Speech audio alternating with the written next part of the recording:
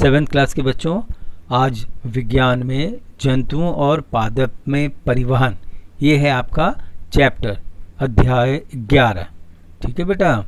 परिवहन पहले समझो क्या होता है। आपने बस में देखा है, दिल्ली ट्रांसपोर्टेशन वाले में बस में लिखा होता है दिल्ली परिवहन निगम, यानी परिवहन का मतलब यात्रियों को एक स्थान से दूसरे स्थान तक पहुंचाने वाला एक संवहन तंत्र, एक साधन। ओके बेटा। तो यहाँ हम जो पढ़ने जा रहे हैं वह पादप में परिवहन का क्या मतलब। पादप पेड़ पौधे में पानी जो हम गमले में देते हैं, तो पौधे में पानी जड़ से होते हुए पौधे के तना, शाखा और फूल फल तक पहुंच जाता है। तो एक स्थान से दूसरे स्थान हुए ना, स्थानांतरण हुआ, तो स्थानांतरण को ही हम परिवहन कहते हैं बेटा। और ये तो हुआ पेड़ पौधे में। और आपको इसके बारे में शायद थोड़ी जानकारी हो कि इसमें दो प्रकार के चीज़ होते हैं, जाइलम और फ्लोएम। वही हमारे पेड़ पौधों के अंदर एक नेटवर्क यानी जाल की तरह बिछी होती है, और इसके द्वारा जल यानी पानी नीचे से ऊपर तक पहुंचता है। अब हम पढ़ेंगे, जानकारी लेंगे पहले जंतुओं का। जंतुओं में हम लोग भी आते हैं बेटा। तो हम सारे जीव जंतुओं के अंदर क्या दौड़ रहा है बेटा। पानी के स्थान पे खून यानी ब्लड का संचरण, यानी एक स्थान से दूसरे स्थान, दूसरे से तीसरे, इस प्रकार से हमारे पूरे शरीर को फैलता है, सभी जगह पहुंच जाता है। हाँ, कहीं भी तुम एक पिन चुभोगे, देखोगे वहाँ से ब्लड आ जाता है। कटने के बाद खून निकलना स्वाभाविक है। तो ये जो खून है वो किस अवस्था में है, द्रव की अवस्था में। और जब हमारे शरीर के अंदर होता है तो लगातार वो बहता रहता है। दौड़ना इसकी ये कह सकते हो आचरण है। तो और यह जन्म से लेकर मरण तक यानी मृत्यु तक बेटा यह खून दौड़ती रहती है। कहाँ, और वो कहाँ दौड़ती है बेटा, वाहिनियों से होती हुई, यानी पतली पतली नलिकाएं हमारे शरीर के अंदर बिछी हुई। उन नलिकाओं का नाम क्या है।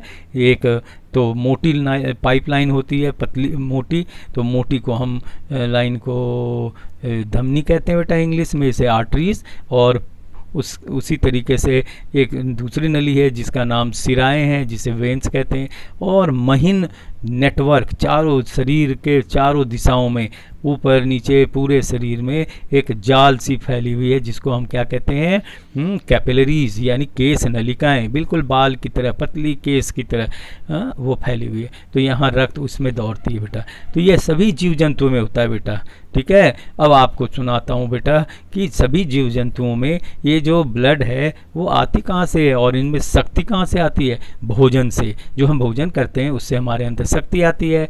ऑक्सीजन हम सांस लेते हैं, उससे हमारे श्वसन की क्रिया से बेटा शक्ति का ऑक्सीकरण होता है बेटा। ऑक्सीजन से हमारे भोजन का ऑक्सीकरण, और फिर हम जल भी पीते हैं, पानी।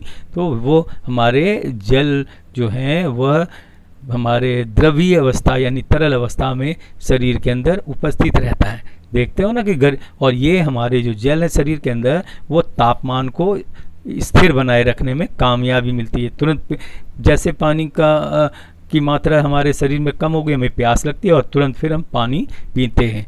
तो इससे हमारे शरीर का जो तापमान है वो बनी रहती है। सभी जीवों को जीवित रहने के लिए भोजन, ऑक्सीजन और जल की आवश्यकता होती है। इन सभी पदार्थों को अपने शरीर के भिन्न भिन्न अंगों तक पहुंचाना होता है। ठीक है बेटा। और फिर इन्हीं भोजनों में से हमें कुछ अपशिष्ट पदार्थ भी मिलते हैं। जंतुओं को उन सभी अंगों में उत्पन्न अपशिष्ट पदार्थों को उस स्थान तक पहुंचाना होता है जहां से उन्हें निष्कासित किया जा सके। अर्थात भोजन पचने के बाद हमें समय समय पे उसे त्याग करना होता है शरीर से बाहर। तो ये जो अपशिष्ट पदार्थ हैं, जो बेकार तत्व हैं, उन्हें हमें शरीर से बाहर निकालना होता है। पसीना भी एक प्रकार से बेटा, हम सभी के शरीर से पसीने, नाक से जो नजला वगैरह होते हैं, जो नाक से पानी निकलना, कानों में गंदगी होती है, तो ये सब आप सुबह जागते हो तो आँख के किनारे आपको वो भी दिखती है अपशिष्ट पदार्थ, बेकार चीज़ जो हमारे को उसकी आवश्यकता नहीं है। समय समय पे थूक, ये शरीर के अंदर से बलगम वगैरह, ये सब जो है ये अपशिष्ट पदार्थ हैं, उसे हमें निकालना होता है, निकलती है वो। तो रक्तवाहिनियों और हृदय के बारे में अब हम पढ़ेंगे। ठीक है बेटा। तो रक्तवाहिनी का मतलब पतली पतली नलिकाएं, मोटी पतली यानी आर्टरीज यानी धमनी और सिरा के बारे में पढ़ेंगे। हृदय के बारे में पढ़ेंगे बेटा, डिटेल। और हमारा जो हृदय है वो 4 कोष्ठों से बना हुआ है, 4 कमरे हैं। तो 2 में शुद्ध रक्त और 2 में अशुद्ध रक्त, ये उसका इसके अंदर होते हैं बेटा। और यही हमारे शरीर के अंदर जीवन पर्यंत दौड़ते रहते हैं। जो हृदय है हमारा वह पंप की तरह काम करता है। कहने का मतलब ये कि हमारे अंदर, शरीर के अंदर ब्लड का दौड़ना स्वाभाविक होता है इसी के द्वारा।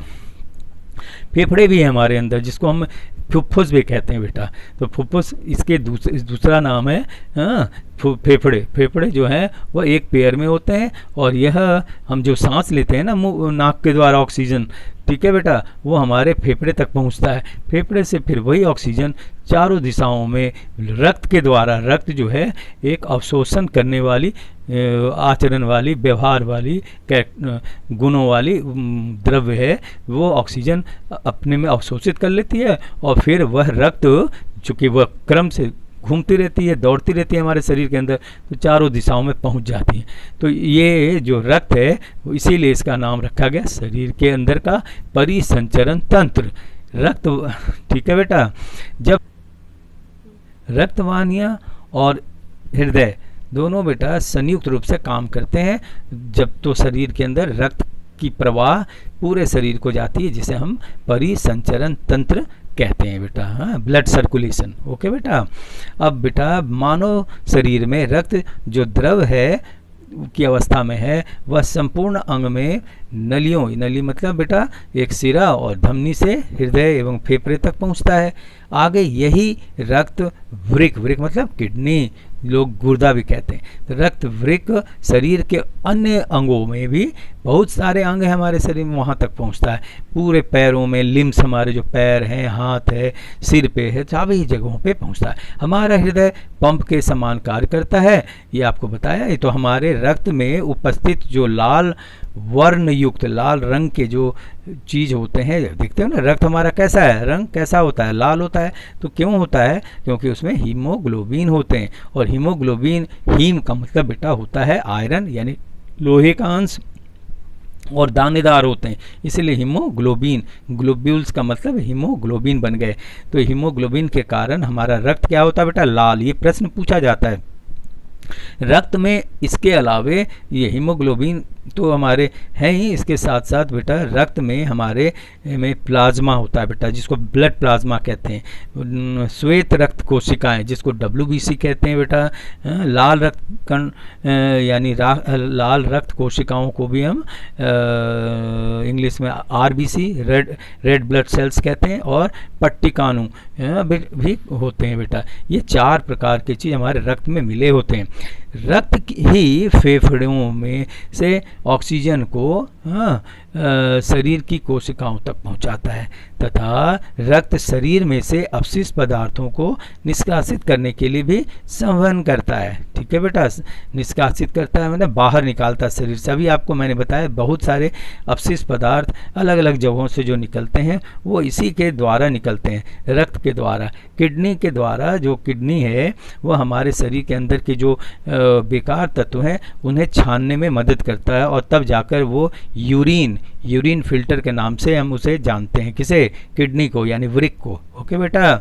और तब जो हम खाए पिए होते हैं, पानी पीते, दूध पीते, चाय, लस्सी, जो भी तुम खाते हो, तो वो सीधे सीधे यूरिन में तो नहीं निकल आता, वो तो पेशाब के रूप में पानी के रंग में होता है, तो वो छन जाता है बेटा। तो ये कौन करता है? वो हमारी किडनी करते हैं। तो अपशिष्ट पदार्थ जो होते हैं वो हमारे शरीर के बाहर मल मूत्र के द्वारा निकल जाते हैं। रक्त में उपस्थित हीमोग्लोबिन ऑक्सीजन को अपने साथ जोड़कर शरीर के सभी अंगों में पहुंचाता है। जब ऑक्सीजन बेटा अधिक मात्रा में, यानी जैसे सांस लेते हैं तो ऑक्सीजन हमारे फेफड़े में पहुंचता है, तो वह रक्त में जब पहुंच जाता है तो वह शुद्ध रक्त कहलाता है बेटा। और सभी अंगों में अंत से होते हुए अंत में सभी कोशिकाओं तक पहुंच जाता है। इस कारण से हमारे जो शरीर की जो पूरी कोशिकाएं हैं वो चमकदार हो जाती हैं, क्योंकि ऑक्सीजन हमारे शरीर को पहुंच जाता है बेटा। और जब वही ऑक्सीजन जब लौटती है बेटा, तो लौटने पे वो अलग अलग जगहों से कार्बन पार्टिकल्स को, कणों को अपने साथ जोड़ लेती है। तो ऑक्सीजन में जब C यानी कार्बन जब जुड़ जाते हैं तो CO2 हो जाता है बेटा, यानी कार्बन डाइऑक्साइड, और वह घूमती हुई चक्कर काटती हुई हृदय में पहुंचती है बेटा। फिर हृदय से फिर फेफड़े में पहुंचती है शुद्ध होने के लिए, रक्त को शुद्ध करने के लिए। जब फेफड़े में पहुंचती है तो वहाँ पर कार्बन डाइऑक्साइड जो है वह अधिक मात्रा में होती है, इस कारण से वो बाहर निकलना चाहती है। जैसे वो खाली स्थान करती है बेटा, कार्बन डाइऑक्साइड बाहर निकलती है, फिर हम तुरंत ऑक्सीजन ले लेते हैं, और यह फिर ऑक्सीजन लेते हैं, फिर उसका भी काम वही है। फिर वो फेफड़े से होते हुए हृदय में जो खून की प्रवाह है, जो 2 शुद्ध रक्त वाली जो कोष्ठ है हमारे शरीर के हृदय में, 4 कोष्ठ हैं, तो 2 जो शुद्ध रक्त वाले कोष्ठ हैं वहाँ पहुँचता है। फिर वहाँ से शुद्ध रक्त के द्वारा पूरे शरीर को पहुँचता है, जिसको मैंने धमनी के द्वारा कहा है, धमनी के द्वारा जाता है। और फिर जब सारे शरीर में पहुँच जाता है तो लौटते वक्त वो फिर किसके द्वारा लौटती है बेटा? रक्त, जिसको कि हम अशुद्ध रक्त कहते हैं। लौटने वाली जो रक्त है उसको अशुद्ध रक्त कहते हैं, जो हम सिराओं के द्वारा हमारा वो अशुद्ध रक्त लौटता है बेटा। और अशुद्ध रक्त लौटकर हृदय के बाकी के जो 2 कोष्ठ बच जाते हैं, 4 में से 2, तो वहाँ पहुँच जाता है। फिर ये वहाँ से हृदय से जो अशुद्ध रक्त वाली जो कोष्ठ है वहाँ से फिर फेफड़े में पहुंचता है बेटा, जो फेफड़े से होते हुए वह फिर नाक द्वारा वह कार्बन डाइऑक्साइड बाहर निकल आता है। तो रक्त कोशिकाओं में कार्बन डाइऑक्साइड एवं अपशिष्ट पदार्थों को अवशोषण करने की शक्ति होती है बेटा रक्त में, ठीक है ना बेटा। यहाँ से ये अशुद्ध रक्त फेफड़ों में जाता है, फेफड़ों से कार्बन डाइऑक्साइड बाहर निकाल दी जाती है। शरीर में उपस्थित 2 प्रकार की रक्त वाहिनियाँ, जिसको मैंने आपको बता दिया, सिरा और धमनी, ये इसके मुख्य ये है। उसके बाद इनसे जुड़ी हुई एक नेटवर्क है, जिसको हमने कहा था, बताया था पहले, केश नलिकाएं, जो हमारे शरीर में चारों ओर फैली हुई है बेटा। पेपर में धमनी और सिरा के बीच अंतर पूछे जाते हैं बेटा। धमनी और सिरा के बारे में आपको अभी भी एक्सप्लेन किया कि धमनी हृदय से ऑक्सीजन युक्त यानी शुद्ध ऑक्सीजन जो हम नाक से लेते हैं वो रक्त में अवशोषित हो जाता है बेटा, और फिर पूरे शरीर को जाता है। शरीर को मतलब फेफड़े से होकर हृदय में पहुंचती है बेटा शुद्ध रक्त, और फिर शुद्ध रक्त फिर हृदय से पूरे शरीर को भेजा जाता है। फिर वहाँ से वो जब लौटती है तो वह सिराएँ काम करना शुरू कर देती हैं। सिराएँ जो होती हैं वो पतली होती हैं, और वह बेटा अशुद्ध रक्त को, उसको हम अशुद्ध रक्त मानते हैं। जब लौटने वाले जो रक्त होते हैं ना बेटा, तो वो जो लौटने वाले रक्त हैं उन रक्त समूह को हम अशुद्ध रक्त कहते हैं, क्योंकि उसमें कार्बन या अपशिष्ट पदार्थ उसमें घुल जाते हैं, मिल जाते हैं। और वो फिर जब लौटते हैं तो सिराओं द्वारा वो कहाँ लौटते हैं? हृदय में, हाँ, और हृदय के उस कोष्ठ में जहाँ पर अशुद्ध रक्त है, और फिर वहाँ से होकर फुफ्फुस यानी फेफड़े में जाकर साफ सफाई होती है बेटा, फिल्टर होती है वहाँ। और इस प्रकार से हमारा रक्त जो है वही रक्त हमारे शरीर के अंदर बार बार घूमती दौड़ती रहती है, ठीक है। और इस प्रकार से धमनी और सिरा अपना काम करती रहती है निरंतर, ठीक है। अब आगे देखो बेटा, इससे जो धमनी जो है वो चूँकि बहुत रक्त तेज प्रवाह वाली होती है, इसमें बहुत दबाव होता है, क्योंकि वह जब फेफड़े से हृदय, और हृदय जब दबती सिकुड़ती है, हृदय जब दबती सिकुड़ती है तो उसमें दबाव ज़्यादा बढ़ जाता है। तेज़ रफ्तार में रक्त दूर दूर तक हमारे पूरे शरीर तक पहुंच जाती है, हाँ। तो इस कारण से धमनियों की जो दीवार होती है वह मोटी होती है, ये आप अंतर में लिख सकते हो। सिराओं में क्या होता है कि वो लौटते हुए में हमारे जो अशुद्ध रक्त है, जिसमें कि कार्बन डाइऑक्साइड युक्त रक्त होते हैं, वह शरीर की तरफ, हृदय की तरफ लौट रही होती है। तो वो उसकी जो सिराएं होती है बेटा वो पतली होती है, और उसमें एक वाल्व वाली नली होती है। वाल्व मतलब बीच बीच में बेटा स्पीड ब्रेकर, जैसे आपने देखा ना सड़कों पे होते हैं, ऐसे स्पीड ब्रेकर के जैसा वाल्व होते हैं। क्यों? वो रक्त की प्रवाह को मेंटेन करती है, वो लौटने नहीं देती, वह वन वे होती है बेटा, एक ही दिशा की तरफ बढ़ती रहती है ब्लड। नहीं, अगर वाल्व ना हो तो फिर ब्लड नीचे की तरफ या उल्टे दिशा में फिर लौटने भी लगेगी। तो ये एक ही क्रम से उसी रफ्तार में दौड़ने के लिए ऐसी एक वाल्व हर थोड़ी थोड़ी दूर पे इस सिरा के अंदर जो नलियां हैं उसके अंदर बनी होती है। तो ये इसमें वाल्व होती है, और इनकी जो सिरा है वो पतली होती है बेटा, हाँ, जो रक्त केवल हृदय की तरफ एक ही रफ्तार में बहती रहती है। तो ये आपके हुए धमनी और सिरा में अंतर। ये इसकी जो दीवार होती है पतली होती है। बेटा मैंने इस चीज़ को आपके इसमें दिखाया, नीचे चित्र में दिखाया है। रेड कलर में जो दिखाया है वो शुद्ध रक्त है, जो फेफड़े से हृदय और हृदय से पूरे शरीर को धमनी के द्वारा पहुंचाने में मदद करती है। हाँ, नीचे आपको देखें, आप देख सकते हो नीचे शरीर के सभी अंगों में पहुंचने के बाद अब ये एक दूसरे से मिलकर जब वह शरीर से के सभी हिस्से से लौट कर आती है तो उनमें कार्बन यानी कलर, उनका रंग ब्लैक हो जाता है। ऐसा इसमें मैंने दिखाया है डायग्राम में। तो खून में अशुद्ध रक्त मिल जाते हैं बेटा। अशुद्ध रक्त होने के कारण से मैंने यहाँ पे इस कलर में दिखाया, रंग में। ये लौटते हुए क्रम में, तो इसलिए इसका नाम सिरा है बेटा। यहाँ देखो सिरा लिखा है और अशुद्ध रक्त लिखा है। ये फिर हृदय में लौट कर आती है। तो हृदय में जब लौट के आती है तो बेटा वो सब अशुद्ध रक्त होते हैं। वो फिर साफ सफाई होने के लिए फिर वह अशुद्ध रक्त फिर फेफड़े में पहुंच जाता है। फिर देखो ये फेफड़े में मैंने यहाँ दिखाया है। फिर फेफड़े में पहुंचने के बाद यहाँ हम सांस लेते हैं जब नाक से, तो ऑक्सीजन हमारे फेफड़े में पहुंचता है बेटा। फिर वह जैसे ही पहुंचता है तो इधर कार्बन डाइऑक्साइड को त्याग करते हैं और तुरंत में ऑक्सीजन उस रक्त में बेटा सोख ली जाती है और फिर वह शुद्ध रक्त होकर फिर वहाँ से हमारे हृदय को, ये देखो हिस्से हैं, ये बेटा इधर वाला दो कोष्ठ का होता है और इधर वाला अशुद्ध वाला भी हृदय के 2 कोष्ठ। तो हृदय के अंदर 4 कमरे होते हैं बेटा। तो 2 इधर, 2 इस साइड की तरफ। तो यहाँ से फिर हृदय से फिर पूरे शरीर को शुद्ध रक्त पहुँचाती है धमनी के द्वारा और फिर लौट कर जब आती है तो शरीर में पूरे घूमते हुए जब शरीर से लौट कर आती है तो वो अशुद्ध रक्त हो जाती है। अशुद्ध रक्त जो है वो सिराओं के द्वारा, पतली नली जो है ये उधर धमनी थी, इधर सिरा है, वह अशुद्ध रक्त जो है सिरा के द्वारा हृदय में पहुंचती है। ये भी देखो 2 हिस्से में बटे हुए हैं, ऊपर नीचे।